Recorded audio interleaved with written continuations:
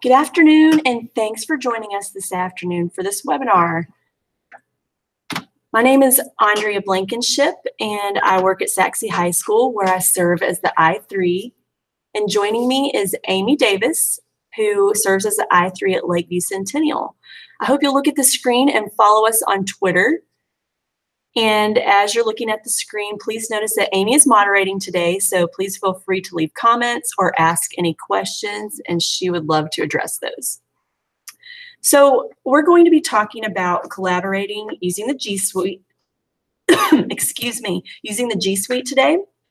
And the important thing to remember is, as long as your students have access to Google, they will be able to do everything that is presented here today. So I'm going to cover the ISTE standard collaboration, and we are going to focus on using that in a few different parts of Google. We're going to do Google Docs, Google Slides, and Google Sites. Both of these are very student-friendly and teacher-friendly as well. So I have almost always got my students working in Google. They're using the classroom and they're doing all kinds of different collaboration. And anytime I give my kids options, it seems like they choose to use Google for their presentation method, which is really good. The ease with which students can work simultaneously is really my favorite aspect of Google. So I'm going to start with talking about collaboration. And one of the big things that I think about when I think about assigning a project or different ways, research or whatever it might be that students would collaborate is self. So in the groups or partners that I assign, who's really doing the work? Is it one or two students that are leading and doing all of the work themselves, or how can I keep track of what's happening? So one of the things I really thought I should address at the beginning is, do our students really know what our expectation is when we talk about collaborating? And just thinking about who's really doing the work and who's doing nothing is sometimes a deterrent for teachers when you think about collaboration. So I have one idea that I try to use in my classroom, and this year in particular, it's been working pretty well. So what I like to do is model for the students what roles would be like and give them specific expectations. So if I have 5 students collaborating on an assignment, I give them 5 roles up front and describe the roles and have students choose the role that they think they might do best at. And then occasionally I will assign students to the roles I want them to have just to stretch them a little bit. But what I've discovered is this really helps students take ownership of their work and their part of the collaboration. And it's obviously not foolproof, but it has been pretty effective. And I find that the students like it because there's a clear-cut standard on what they're supposed to be doing. So with that being said, I'm going to go ahead and move into the best part of collaboration, which is having kids gain outside viewpoints, think about other people's perspective. And I just love that when kids work together, they really are stretching their thinking. And this is where the deeper learning comes in. And that's really what the goal of collaboration is. So let's go ahead and start with Google Docs. So my favorite thing about Google Docs is the sharing option. And this puts everyone involved in collaboration in the same place with the same resource. And I really like how it's just so easy up at the top of the screen. Share, and this is where I added Amy, so I can share any document I'm working on with whomever I choose, and this is so great for students. I really like how you can see, this is probably not my favorite example, but since I cannot use real student work, here's an example of a doc. So if I had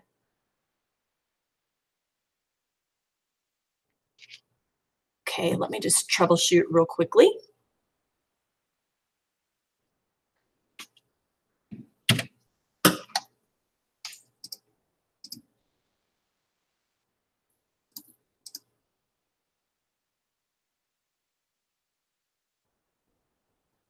Let me see if I can get the screen up for you to see.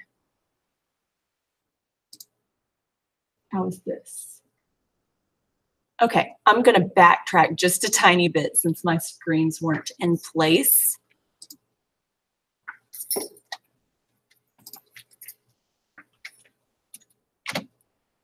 Okay, so if you would like to take a quick second to write down our Twitter handle so that you could follow us, now is a really good time to do that because I'm going to fly through these next few slides since I've already talked about them. So our ISTE standard again is collaboration. And then here's what I wanted to show you. It's so easy to share anything. So if I create a Google Doc, it's so simple to come up and share it with whomever I'm going to be collaborating with. But what I really like is when I'm working in a doc, and this one won't have it just because I haven't shared with students, but I love that you'll see a little profile and it tells you at the top who's working on this document, and then it will also, if several of us are typing on a document at the same time, it will have different colors that represent each student or each person who's involved, and it gives their name. So if I click my cursor and I'm working in a particular area, it's going to show my name as typing there. So I really like that. But what I really love about Google Docs is I have my students, as they collaborate, share the document with me as well. And this is a really good place for a teacher to be able to check in to see what students are working on, how far have they come with their assignment, and who is contributing what. So my favorite thing that I use when I have collaboration going on is I use Google Docs as what I like to call home base. And so my home base would have two uses. So one thing I do, and here's an example right here, as kids are, I talked about roles earlier, as kids are getting into a collaborative assignment or a collaborative research, I have them make a Google Doc and list out who is doing what and share this with me up front. So here's just a quick sample of what job roles might look like and who is contributing. So this is so helpful to the teacher to be able to look at this document, see who's in charge of what, and then as they're scrolling through the information that kids are contributing, you can really see who's doing their part and who needs a little guidance or help or who needs to step it up. So I like this quite a bit for that reason. The next thing that I think Google Docs is helpful for in collaboration is really for the student benefit. And this is the other part of home base. And this is where kids who are collaborating can have it's like a little home base to communicate with each other. So maybe they're working on a creative presentation that has nothing to do with Google, but Google Docs is a great way for them to bounce ideas off each other if they're at home or they've got different schedules and they're working on their project individually on their section of it. This is a really good place for them to be able to bounce ideas, question each other, give input. And this is really helpful for me when I check in as well too. It lets me know that they really are working. And so I always ask them to share this document with me as well. So the next thing I want to talk about is Google Slides. This one is pretty simple. I think most students in our high schools are using this already since we've got our iPads. And this is the method of presentation that my kids prefer when I give options. It's pretty easy to use and it's super easy for collaboration. And this is, one person can just create this Google slide and share it with whomever they would like.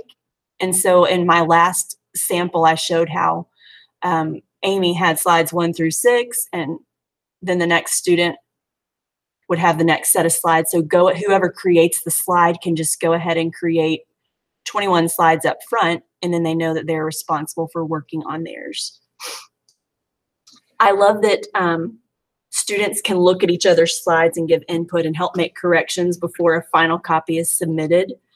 And there are just tons of capabilities that students can use within slides. It's really easy to use, just like the Google Docs, and there's multiple sets of eyes that can proofread everything they do. And then so the next part of Google I would like to talk about is Google Sites. And Google Sites has so many capabilities. It really looks like a website, which is, I guess, why they called it Google Sites. But I love that there are tons of different choices. Whatever the preference is, whatever type of project, Google Sites can be modified to pretty much any project or collaboration going on. So the only thing that is different with Sites with sharing and collaborating is there's a button not for share, but it's for editing purposes. So within Google Sites, you add editors instead of sharing it with your collaborators. And so here's what it would look like. So if Jenna created a Google site and she wants me to create it with her, she's going to add me as an editor. And this is what that would look like. So up here where it shows the add person as if you would share, that's where you add your editor. And then this is what the site might look like from the editor perspective. It gives me options of adding, embedding, uploading, and then this would be the format that we had created and designed ourselves. But every site can literally be created to suit whatever need you've got. Now, here's what this exact same site might look like from someone who is not an editor. So this is Google Sites, and as the teacher, if I have students who collaborate with Sites, I don't have them make me an editor because I want to see this final version. I don't want to see their editing process necessarily, but you could do either way. So some of the main things that I would have students collaborate with on Google Sites might be maybe creating a specific newsletter. They could present information from a research project. I have found that some of the organizations in our schools use this, or different clubs. It's actually a really good homepage for a class, like a class site where kids can collaborate back and forth on all kinds of topics that are listed. So I'm going to show you a few examples of some different sites, and the format styles are completely different. So here's one, like a research project that students were doing, and this is George Washington, and this is Google Sites as well. The format is just completely different. So instead of tabs being across the top, this one's formatted differently. Kids can include quizzes. They can include summaries about whatever they're researching. They can put videos. And it's just a really great way for a group of kids to add everything together in one spot. I love this tool for collaboration. Here's another example. This was completely different format, but again, several kids working together to create one site.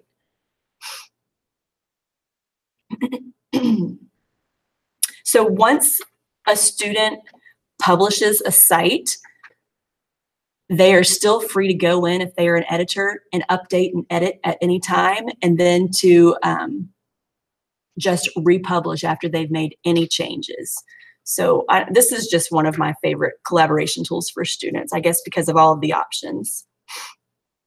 And then I have one last resource I want to share, and it's kind of fun and it's new to me, but I learned from someone else a real quick way to incorporate Flocabulary into collaboration. So this Flocabulary is now loaded on our district iPads, and it's under the GISD Ready Hub. So for sure, all high schoolers have access to this by logging into their hub. And it's the same place where textbooks would be found, but Flocabulary is found under there as well.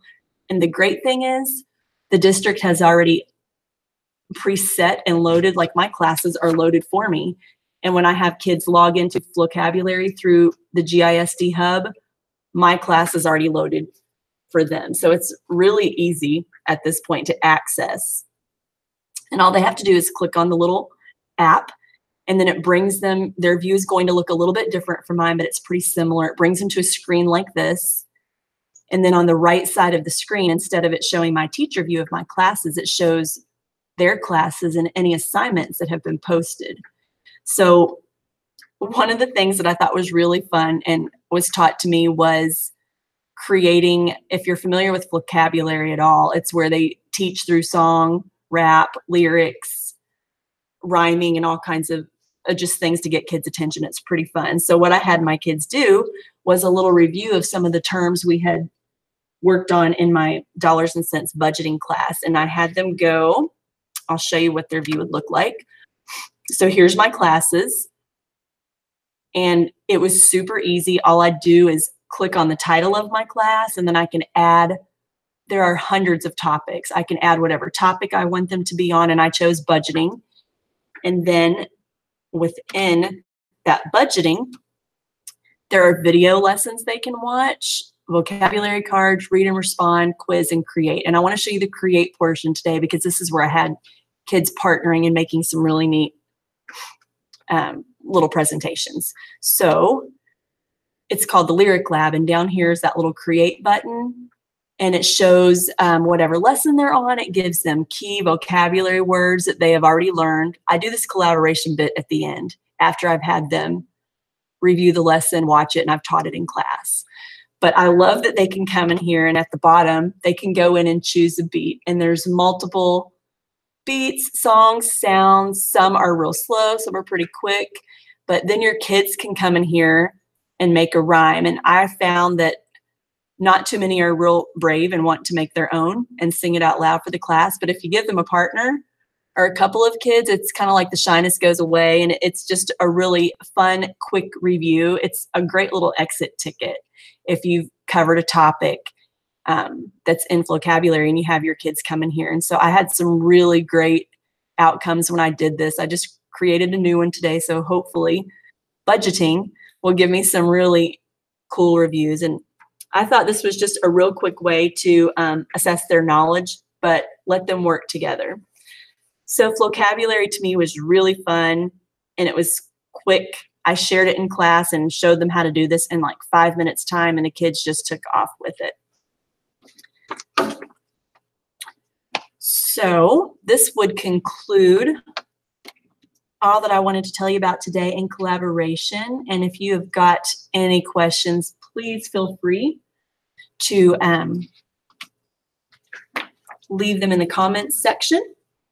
So Amy is going to be posting a link today that would give you credit for viewing this course, and she will fill that in for you momentarily.